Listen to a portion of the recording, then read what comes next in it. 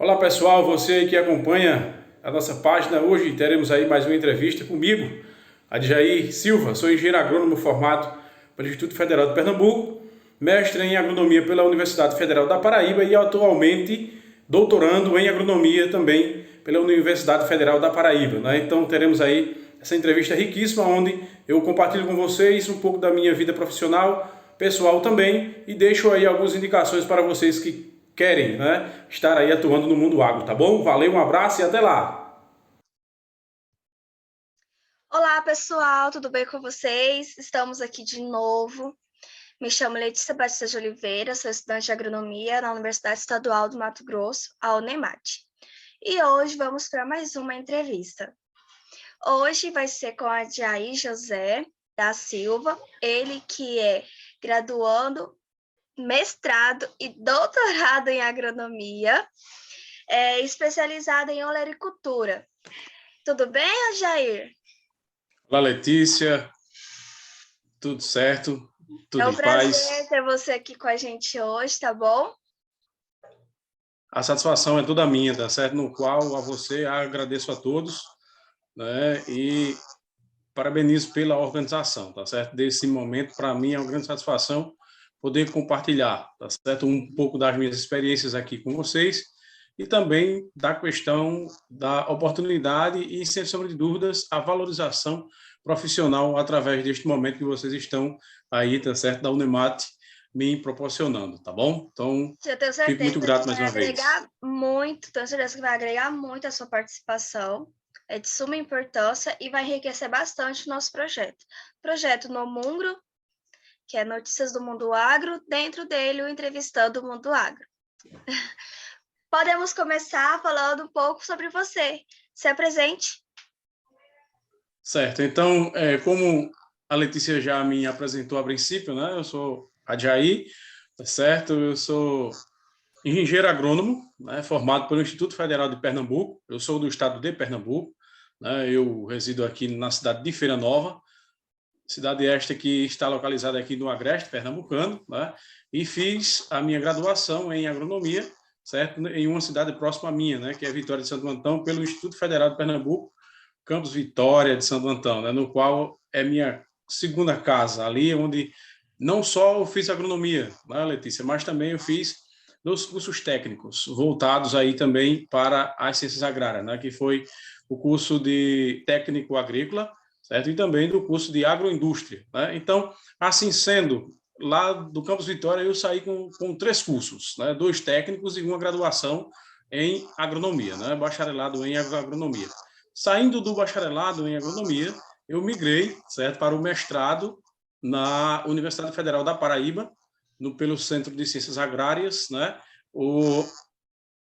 lá em Areia, certo? Areia, Paraíba, certo? Então, no CCA, Centro de Ciências Agrárias. Então, eu cursei o mestrado lá, defendi a dissertação do mestrado em 20 de dezembro do ano passado. Este ano, né, mais precisamente no começo do mês de março, eu fui aprovado na seleção do doutorado, graças a Deus, estou cursando, né, os primeiros trimestres do doutorado, né? Porque nós não somos semestrais, nós somos trimestrais, tá? Então, por hora eu estou, né, no doutorado em olericultura, certo? A olericultura eu comecei, né, a trabalhar com a olericultura pelo Instituto Melhores Dias, né, que é de São Paulo, onde eu trabalhei com horta nas escolas e eu ainda estava na graduação.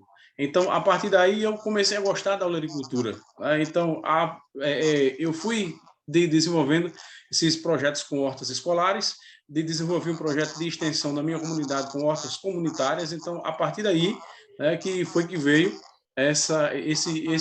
vamos dizer assim, esse gosto, né, pela olericultura, né? Então, foi tão de tal que foi, eu digo, chamo do casamento perfeito, né? A olericultura junto com a agronomia, certo? Então, assim, aí, a partir daí veio o mestrado e agora no doutorado. Então, está sendo muito louvável, né? A gente poder agregar mais, né? Mais assim, uma bagagem de experiência, Claro. certo? Na minha vida, tanto pessoal, mas também na minha vida profissional. Ou seja, um baita profissional. Né? Por isso Aos que eu pouquinhos a disse gente que vai vai chegando ao longe. enriquecer o nosso projeto. Que bom. Eu fico feliz em poder contribuir com o projeto de vocês. Jair, fala pra gente, por que esse amor? Por que você escolheu a agronomia? Veja só, eu sou filho de agricultores rurais, né? Meus pais são um casal de agricultores, tá certo? Então, assim, desde pequenininho, né, que eu moro em área rural, certo? Então, assim, o gosto pela terra, né, o gosto pelas atividades agrícolas, desde pequeno que eu tenho esse convívio com elas, então fez com que eu despertasse muito mais e a partir de quando, né, eu soube que na cidade que eu fiz a graduação, tinha uma escola agrícola com cursos voltados para a área, aí eu fui e fiz, né? Fiz um curso, fiz dois, depois já saí com a agronomia, né? E assim fui me apaixonando, certo? Pelas ciências agrárias, mas assim, pela agronomia de fato, eu me sinto muito realizado, né? Hoje, por ser um profissional, um engenheiro agrônomo, graças a Deus que eu sou, né? Então, assim, já viajei vários lugares do Brasil, já fiz várias palestras, várias reuniões pelo Zoom, pelo Google Meet e etc. E sempre incentivo as pessoas, né? Aos estudantes que estão começando agora, que se é isso que eles querem, vão para frente, não desista.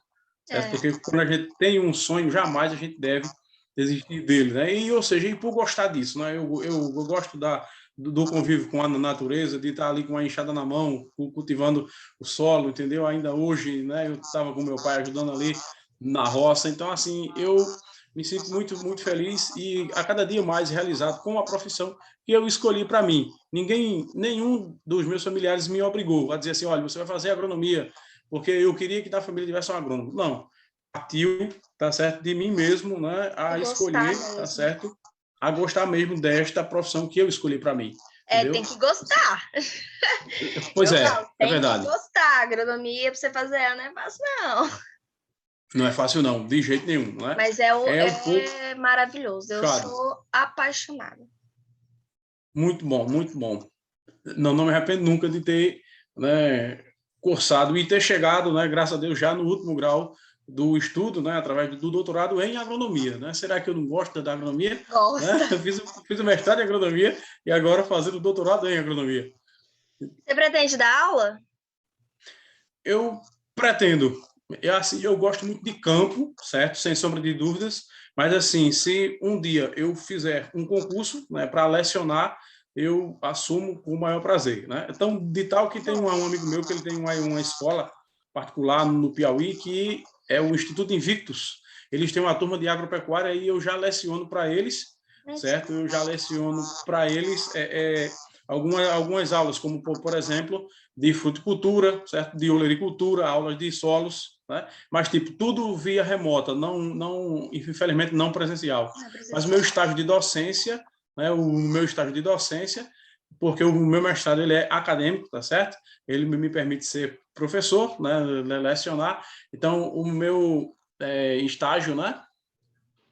Acadêmico eu fiz lá na Universidade de Bananeiras, que é uma universidade próxima à nossa, onde o meu orientador é vinculado.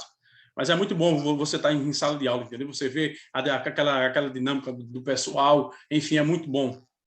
Então, muito bacana. A gente vai se identificando, entendeu? Com a sala de aula. Também. Eu falo que você é professor, menino do céu. Pois é. Mas já partindo disso, qual foi o seu primeiro emprego como engenheiro agrônomo? Conta um pouco assim da sua experiência ali, saiu da faculdade, né? Teve que fazer estágio obrigatório. Como é que foi?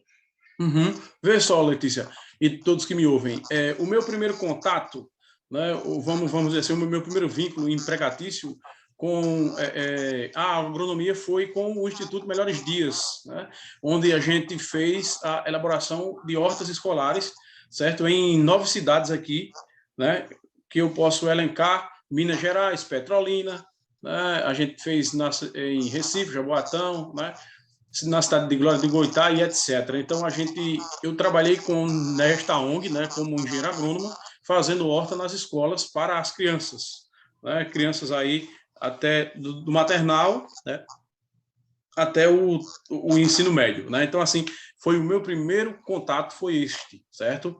Com horta nas escolas, né? E, assim, eu ainda estava cursando o nono período da agronomia, foi isso mesmo, quando eu comecei a atuar, né? Então, foi tão de tal que o meu trabalho de conclusão de curso foi as atividades que eu viera a desenvolver com as hortas nas escolas, entendeu? Aí isso rendeu Aham. o meu TCC, foi muito bacana, muito bom. Muito bom. Mas assim, eu tive outras experiências, né? Ainda trabalhei numa fábrica de polpas de fruta, ainda, né? Que, claro, dentro da agronomia a gente paga algumas cadeiras de processamento de alimentos, tá? Então, É, assim, eu ainda participei, ainda, eu acho que fiquei mais ou menos uns 3 meses ainda lá nessa fábrica de polpa de frutas. Mas, assim, a olericultura foi que me puxou, é puxar. certo? Para que eu pudesse, né? chegar Tudo onde eu foi cheguei. caminhando para a oleocultura. Sim, foi, pois é. Tudo foi, né, se encaminhando com a Então, olericultura. assim, partindo já que o senhor está falando da olericultura, que ela te puxou e tudo mais, qual é a importância dela hoje em dia, assim, para o agronegócio? Veja bem, a importância, né, da olericultura no agronegócio, hoje ela é reconhecida, né, como uma figura, vamos dizer assim, altamente relevante para o agronegócio brasileiro. Por quê? Né? Porque através daquilo que é produzido com as atividades, né, olerícolas, então a gente consegue, tá certo, mover aí e gerar muito emprego. Né? Então, hoje, a gente tem muitas plantações de hortaliças por aí abaixo no Brasil inteiro, né? Porque, ou seja, o termo olericultura, né, é o cultivo, certo, Letícia, de hortaliças que podem ser folhosas, podem ser raízes, tá?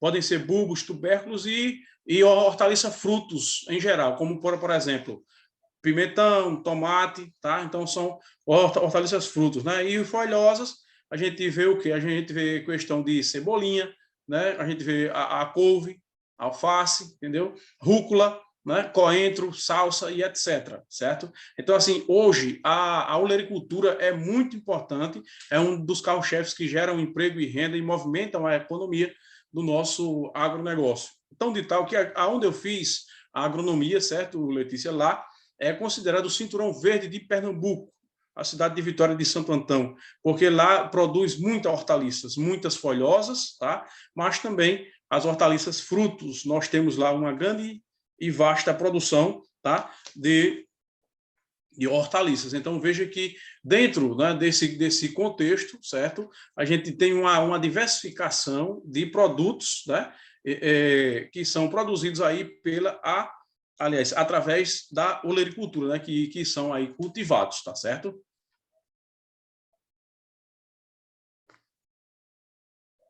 Tá fechado aqui. Mas explica então melhor para mim e para quem está escutando a gente, o que Certo. engloba a olericultura? Às vezes as pessoas ficam ainda em dúvida, assim, olericultura e tal.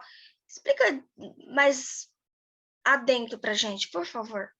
Certo, então veja só, a olericultura, pessoal, ela engloba o cultivo, certo, de hortaliças em geral, certo? Então, assim, todas as hortaliças, né? Hortaliças folhosas, como eu falei, né? Coentro, rúcula, cebolinha, alface, salsa, né?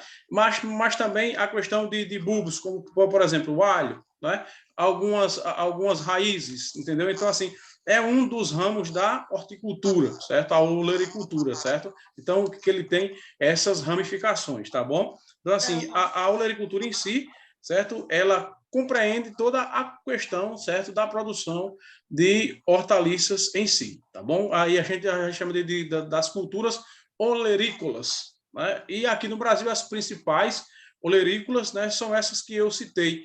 Aí vem cebola, cebolinha, o alho poró, né, berinjela, certo? Quiabo, né, tomate, né, cenoura, certo? Então, assim, tem uma, se eu for citar aqui, é uma vasta, certo, Letícia? É uma, não é? Tanto que ele é muito voltado também para a agricultura familiar, né?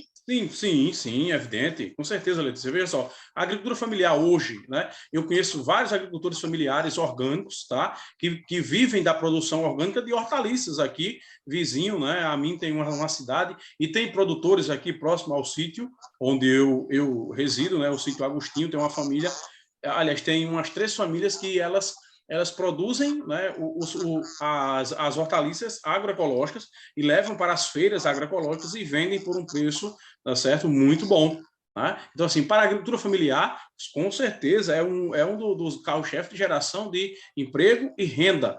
Lá em Vitória de Santo Antão, onde eu citei há pouco que era o Cinturão Verde, né? Então lá é a agricultura familiar que demanda toda essa produção, né, que vendem nas feiras e também alguns produtores familiares vendem para as associações de agricultores orgânicos, tá? E outros vendem para as feiras livres, tanto da cidade, mas também para algumas redes de supermercados, né? Então, como o Hiper Bom Preço, alguns fast food como o McDonald's. Tem um amigo meu que ele é técnico em agricultura, que ele dá assistência técnica em uma fazenda de produtores que toda a produção, né, de alface é levada para o McDonald's. Entendeu? Então, assim, são agricultores familiares que têm esse papel, né, de gerar emprego e renda e colocar comida na mesa do brasileiro, né, entendeu? Então, assim, é o agricultor familiar, sem sombra de dúvidas, que tem esta grande função, seja ela na olericultura, seja ela nas grandes culturas, tá? nas médias culturas, etc., e também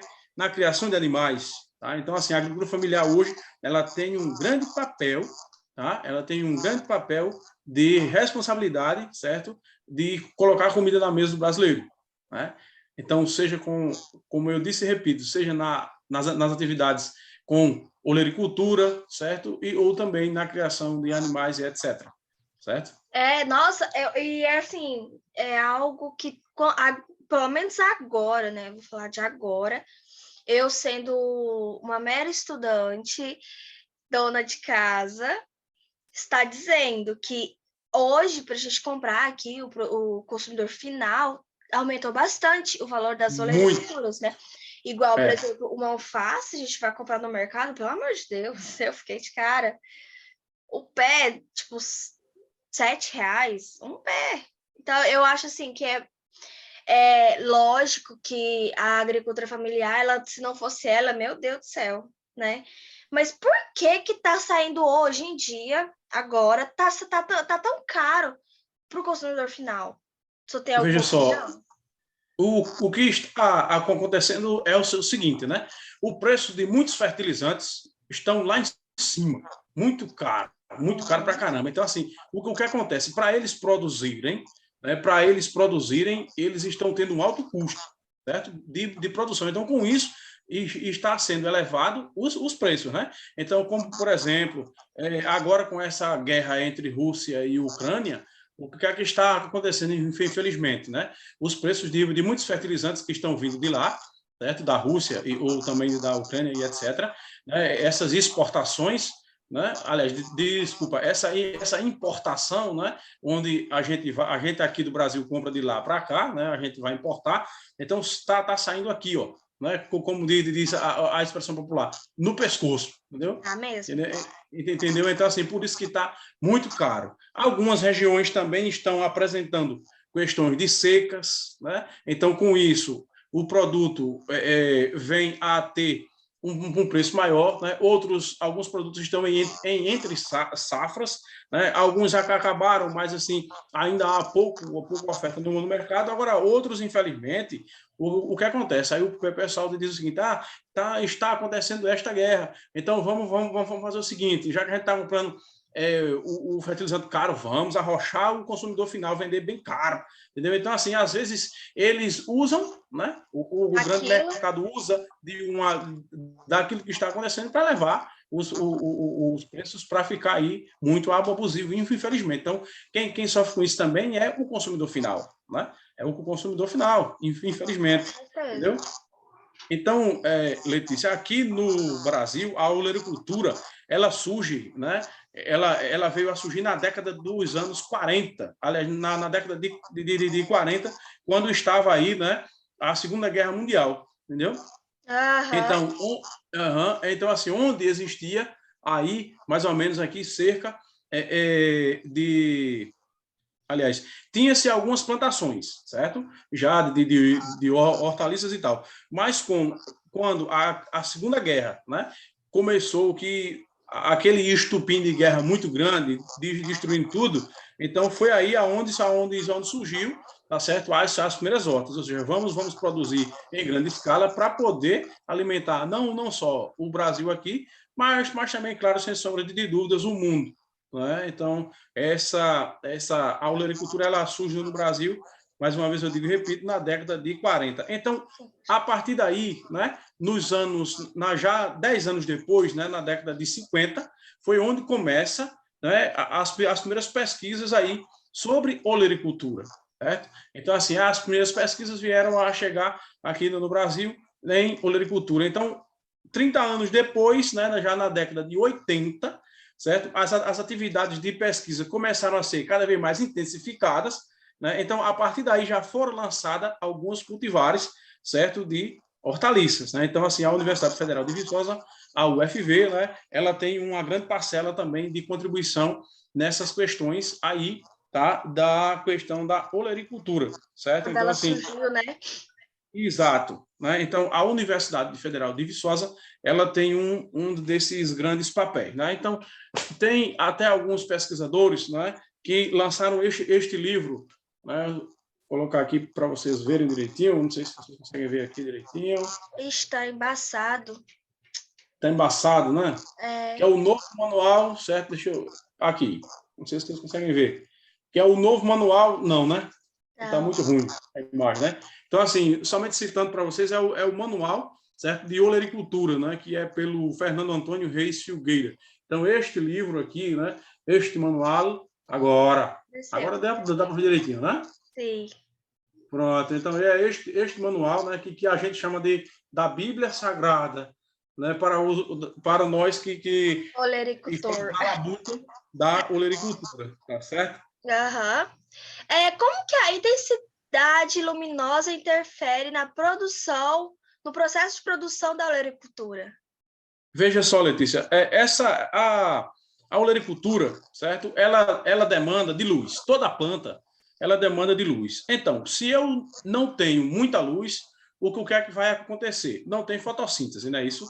Entendeu? Então, a gente sabe que a planta ela pega essa energia luminosa e transforma em energia química que vai nutrir aquela planta, assim sendo, vamos dizer, né? Porque o que nutre a planta são os nutrientes, mas a fotossíntese também, certo? Ela tem esse papel de desenvolvimento das plantas. Então, se eu não tenho luz adequada, se eu tenho muita luz, vai comprometer a minha produção. A planta ela vai vegetar muito, ela vai crescer demais, mas não vai produzir. Então, tem que ter tudo adequadozinho, né? Como, por exemplo, 8 horas de luz, 10, 12, 15 horas, a depender, tá certo? De algumas hortaliças. Então, já em alguns cultivos, né? Já se faz o uso artificial de luzes, como, por exemplo, as luzes de LED. Né? Então, já tem vários experimentos com hortaliças, inclusive em São Paulo, tem um pessoal chinês que estão produzindo, né, com luz artificial, certo? Dentro de containers, né? Então, são salas fechadas, igual ao meu quarto aqui, e eles colocam luzes artificiais e conseguem aí tirar a produção. Né? Então, eles têm aí cerca de 6, 7, 8 horas de luz, né, que a planta ela consegue absorver esta luz e se desenvolver, tá certo? Essa luz artificial, que não é a luz solar, sem dúvida, né? Para a gente poder, certo? Ter mais, assim, uma planta mais sadia, mais robusta. Muitas vezes, Letícia, o que acontece? Tem regiões no Brasil, né, que quando pega um período de inverno é muito fria, exemplo, o Rio Grande do Sul, Santa Catarina. Então, eu moro aqui em Pernambuco, né? Então, nós temos, claro, o clima tropical, mas aqui é um pouco seco. Então, se eu trazer uma planta lá do Rio Grande do Sul ou de Santa Catarina, lá debaixo do Brasil, aqui para cima, né, ela vai sofrer um pouco, certo? Ela vai poder estiolar, ela vai ter que se adaptar a esse processo de luz, tá? Essa ambiência também, não só da luz solar, mas também, certo? Da questão do que? Do solo, né? Tem regiões que chovem, exemplo, bem, o período chuvoso, ele é bem distribuído. Em outrora, o que pode acontecer? Choveu 300, 400 milímetros, que era programado para 15 dias, choveu em um dia só, ou 2 dias, ou em 1 hora de chuva, entendeu? Então, assim, tudo isso, todos esses fatores, né? Claro, você me perguntou sobre luminosidade, mas também luminosidade atrelada a esses fatores, né? A fatores químicos, físicos do solo, né? Sem sombra de dúvida, ou seja, fatores edafoclimáticos, né? Que é clima e solo, sem sombra de dúvidas, vai refletir, certo? Nesta produção. Então, o que acontece? Se eu tenho luz demais, né? A planta não vai dar aquele resultado que eu queria, tá certo? Eu acho que também a olericultura, ela tem, por exemplo, a alface, ela tem a fase, né? Tem a janela que pode ser plantada. Assim como também grandes culturas, né? Uhum. Acho que a olericultura também entra em janelas também, né? Isso, porque tem-se até assim, os calendários agrícolas.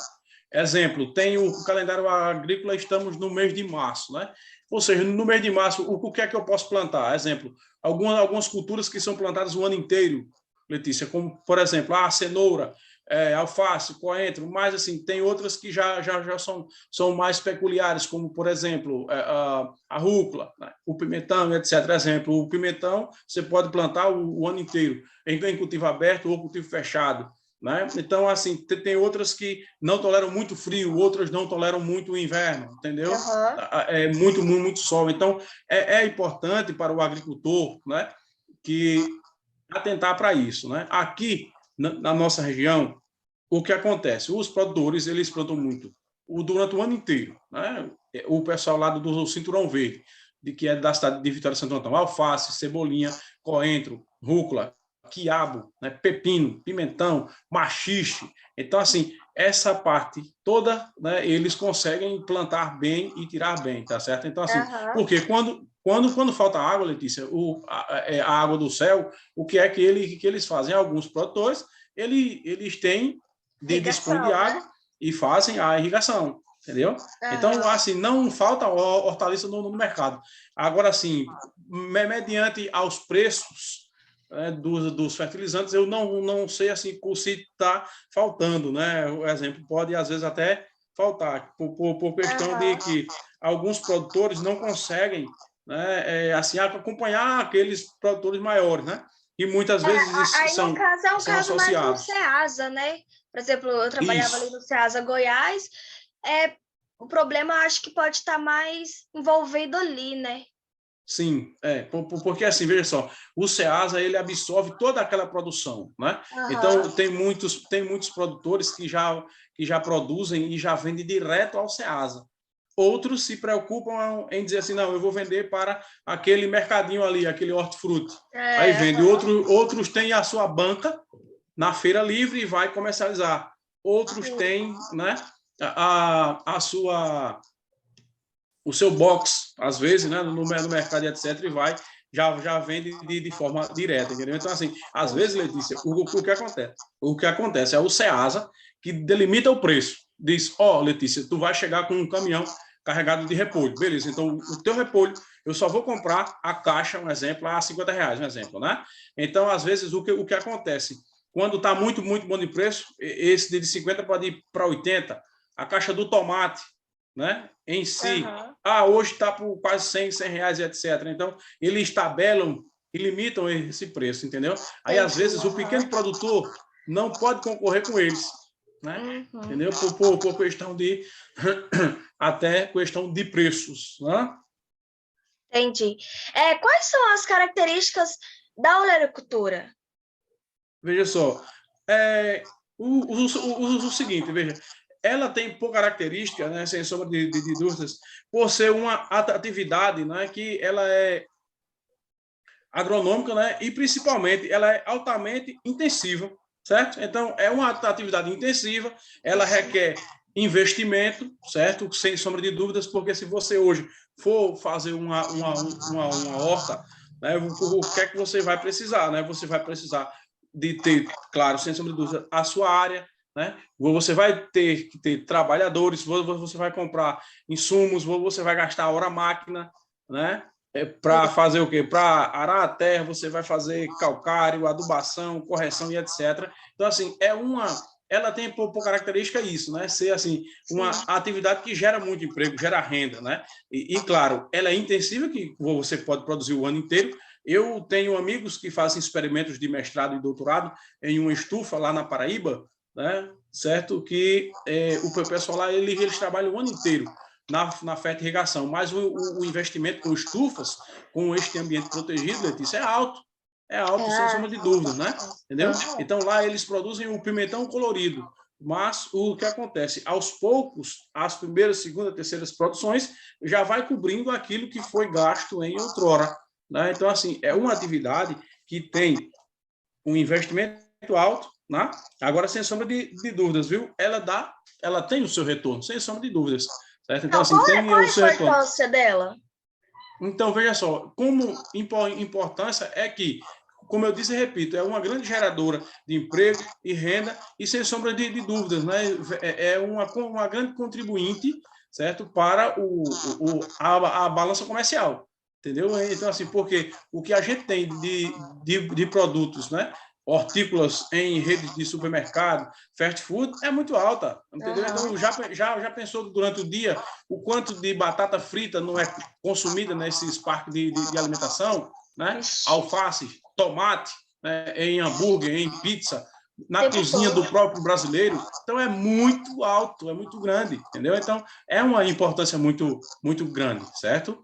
A olericultura, ela assume esse grande papel.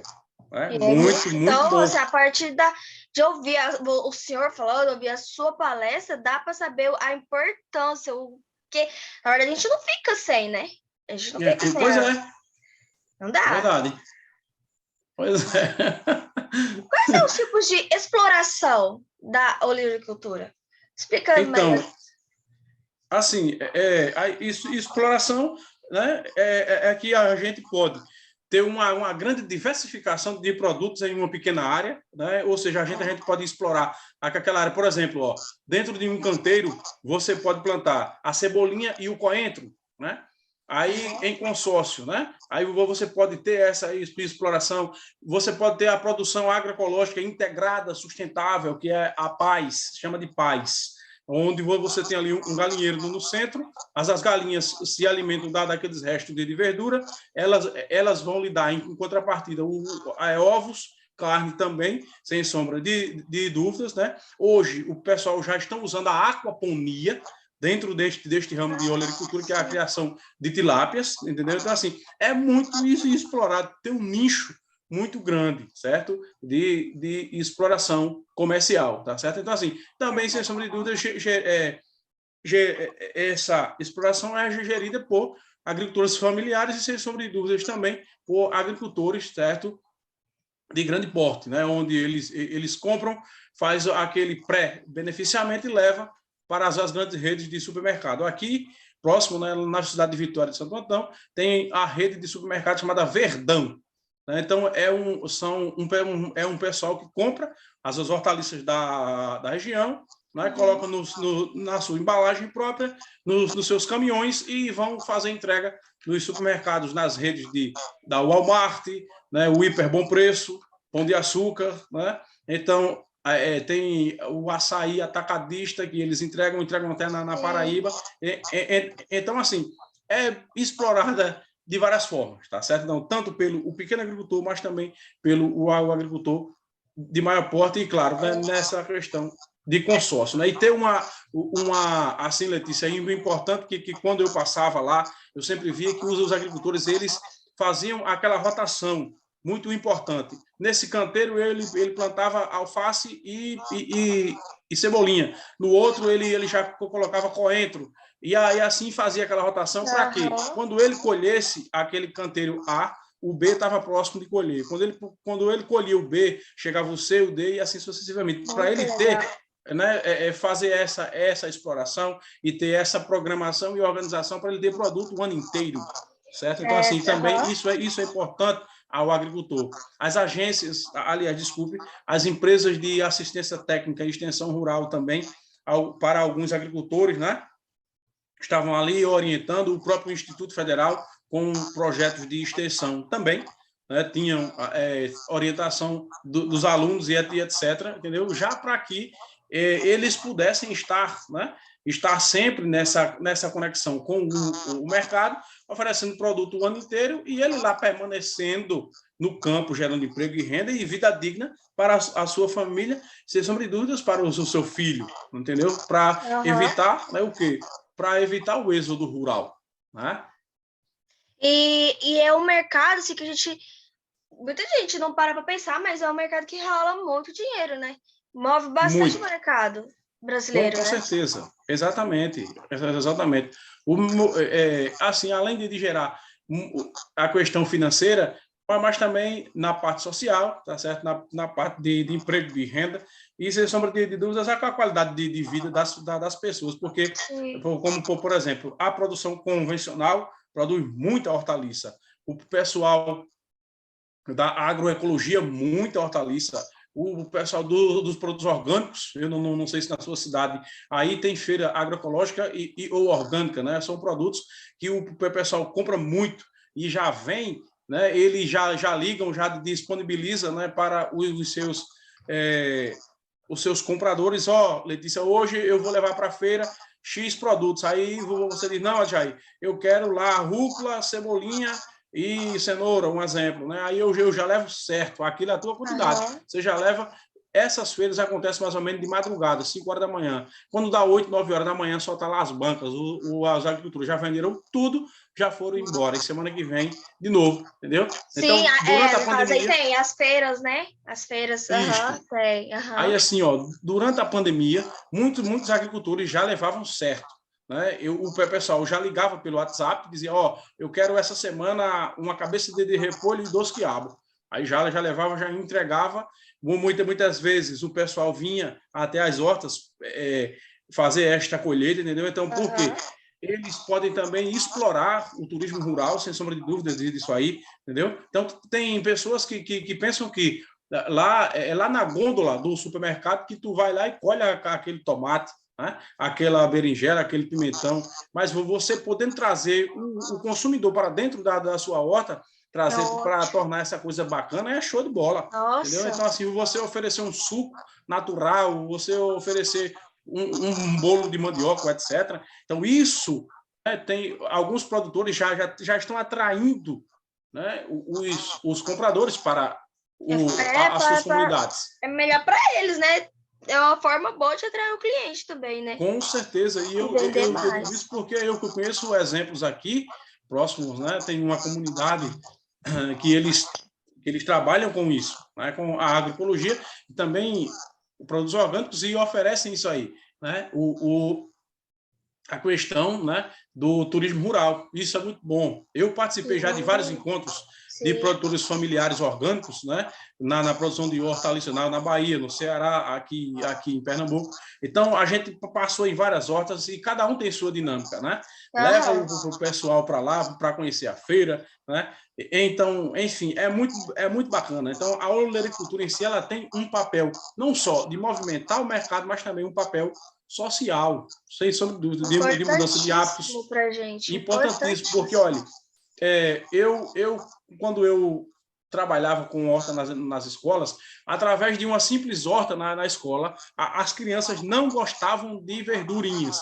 E o que acontece? Quando a horta chegou lá na escola, que eles começaram a ver todo o processo, como era produzido, como era colhido e colocado na merenda, começaram a comer. Né? Crianças mudaram o comportamento. Muitos alunos eram um pouco levados, aí queria ir para a hortinha regalar as plantinhas. A professora dizia, né, faça a sua tarefinha, traga para cá que eu quero ver e que eu deixo você e você, né? E ali na horta ir regar, tirar um matinho e etc. Então, assim, veja só, proporcionou mudança de hábito alimentar, mas também mudança de comportamento, entendeu? Sim. Então, assim, eu me senti muito feliz. Né, para as crianças, né? Com certeza, e aquilo eles chegam em casa e dizem aos pais, ó, eu aprendi lá na escola a cultivar um coentro, um quiabo, um alface, certo? Então, assim, isso se torna muito, muito bacana. E para a gente que é profissional, é louvável demais, a gente se sente cada vez mais realizado, né? Aí eu Entendeu? Então, imagino. assim, eu trabalhei lá em Recife, em uma escola, a escola Luiz Lua Gonzaga, né, que as crianças, exemplo, a minha turma cultivou o alface. Tu era professora, aí você trouxe o pão de caixa e o tomate. E a minha turma que cultivou o alface preparou um lanche para a turma C, um exemplo, né? Para o primeiro ano C. Então, ou seja, nesse dia na escola foi muito bacana, muito, muito legal. As crianças, todo mundo com um sorrisão, tem, e assim, Não, olha, a eu gente vai comer o imagino, alface, eu tô aqui né? imaginando a festa, né? Entendeu? Então, assim, foi uma festa muito grande. As crianças, assim, diziam, a gente vai consumir o alface que a gente produziu na escola. Era muito bom, entendeu? Então, assim, veja que coisa boa. Uma turma ofereceu um lanche para outra turma Sim. daquilo que foi levado uma simples horta em garrafa PET, né? Penduradinha ali na parede. Então, veja só, isso é mudança de hábito. Isso, de fato, a gente, como profissional, eu disse para você e repito, eu me senti muito realizado, entendeu? Eu Então, assim, imagino, a, a, nossa.